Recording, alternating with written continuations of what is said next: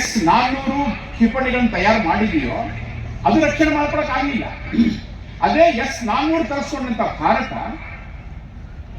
Israel ಸಹಿತ ತನ್ನ iron ಡೋಮ್ಗಳ ಮೂಲಕ ಬಂದಂತಹ ಕ್ಷಿಪಣಿಗಳನ್ನು ತಡಿಲಿಕ್ಕೆ ಸಾಧ್ಯ ಆಗಲಿಲ್ಲ. ಆದರೆ ಅಲ್ಲಿಂದ ಬಂದಂತಹ ಬಾರಾಕ್ 8 ಜನರ ಕ್ಷಿಪಣಿಗಳನ್ನ ಬಳಸಿ ನಮ್ಮ ದೇಶದ ಬ್ರಹ್ಮೋಸ್, ನಮ್ಮ ದೇಶದ ಆಕಾಶ್, ಈ ರೀತಿಯ ಶಸ್ತ್ರಗಳನ್ನು ಬಳಸಿ ನಾವು 200ಕ್ಕಿಂತ ಹೆಚ್ಚು ಈ ರೀತಿಯ ದಾಳಿಗಳನ್ನು ಹಿಮ್ಮೆಟ್ಟಿಸಿರೋದು ಒಂದೇ ಒಂದು ಬಾಂಬರ್, ಒಂದೇ ಒಂದು ಕ್ಷಿಪಣಿ ನಮ್ಮ ದೇಶದ ಮೇಲೆ ಬೀಳಿಲ್ಲ. ಹೀಗಾಗಿ ನಮ್ಮ ದೇಶ ಏನು ಅಂತ ನಾವು ಪ್ರೂವ್ ಮಾಡಿದ್ವಿ. ಅವ್ರಿಗೆಲ್ಲರೂ ಆಶ್ಚರ್ಯ ಆಗಿದೆ. ನಾವು ಪಾಕಿಸ್ತಾನದಲ್ಲಿ ದಾಳಿ ಮಾಡಿದ್ದು ಏನು ದಿವಸಗಟ್ಟಲೆ ಅಲ್ಲ, ಕೇವಲ 80 ಗಂಟೆಗಳನ್ನ ಮಾಡಿದ್ವಿ. 78 ಗಂಟೆ ನಾವು ದಾಳಿ ಮಾಡಿದ್ವಿ.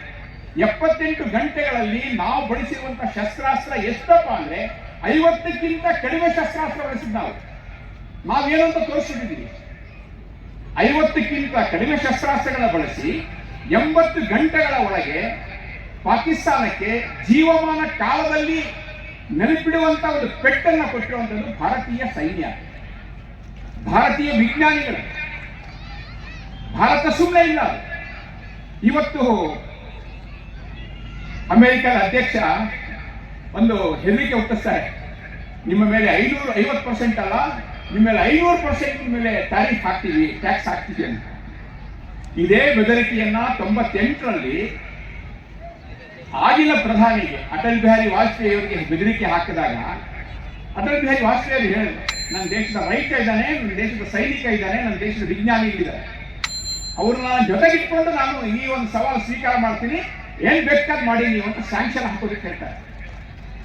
ಸ್ಯಾಂಕ್ಷನ್ ಹಾಕ್ತಾರೆ. ಕೊನೆಗೆ ಪೆಟ್ಟು ತಿಂದಿದ್ದು ಅಮೆರಿಕ. ಅದಾದ್ಮೇಲೆ ಅಮೆರಿಕನೇ ಮತ್ತೆ ವಾಪಸ್ ಮೊಣಕಾಲು ಊರಿ ನಮ್ಮ ಸೈನಿಕರ 50 ವರ್ಷ ನಾವು ಹೇಗಿರ್ತೀವಿ, ಇದೇನು ಮುಂಡರಿಗೆ ನಗರ ಇದೆಯೋ,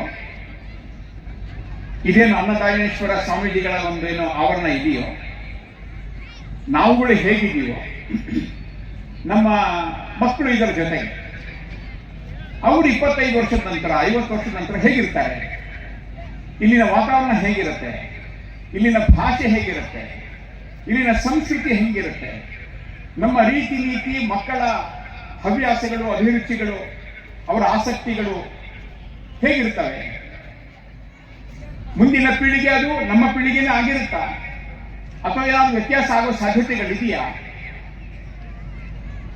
ದೇವರ ದಯೆಯಿಂದ ನಾವೇನೋ ಇವತ್ತು ಆ ರೀತಿ ವಿಭೂತಿ ಹಚ್ಕೊಂಡು ಕುಂಕುಮ ಇಟ್ಕೊಂಡು ಆ ರೀತಿಯಲ್ಲಿ ಇವತ್ತು ನಾವು ಈ ಕಾರ್ಯಕ್ರಮದಲ್ಲಿ ಕೇಸರಿ ಶಾಲ್ ಹಾಕೊಂಡು ಒಟ್ಟಿಗೆ ಸೇರಿದ್ದೀವಿ.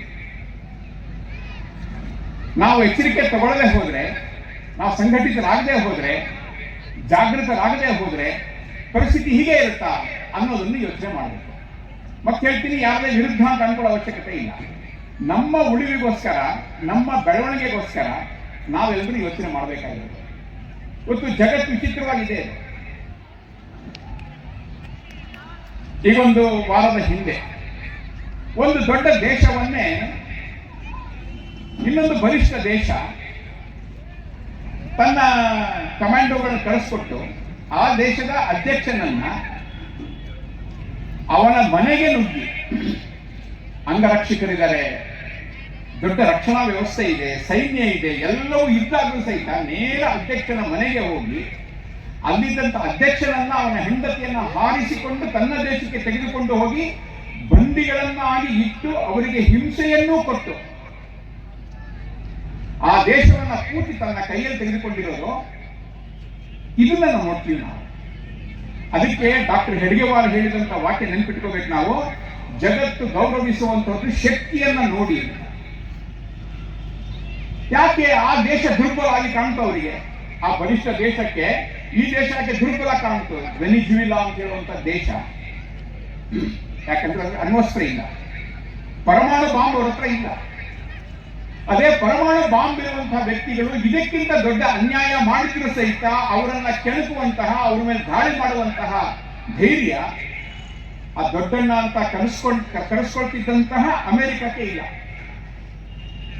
ಈ ತರ ಯಾವುದೋ ಒಂದು ಸಾಫ್ಟ್ ಟಾರ್ಗೆಟ್, ಸುಲಿದ ಬಾಳೆಹಣ್ಣಿನ ತರ ಯಾವುದಿರುತ್ತೆ ಅದನ್ನು ನುಂಗುಡ್ಬೇಕು ಅಂತ ಅನ್ಕೊಂಡು ಪ್ರಯತ್ನ ಮಾಡ್ತಾರೆ. ಇದು ಮೊದಲನೇದಲ್ಲ, ಕ್ಯೂಬಾದಲ್ಲೂ ಹಾಗೆ ಆಗಿದೆ, ಇರಾಕ್ ಅಲ್ಲೂ ಹಾಗೆ ಆಗಿದೆ.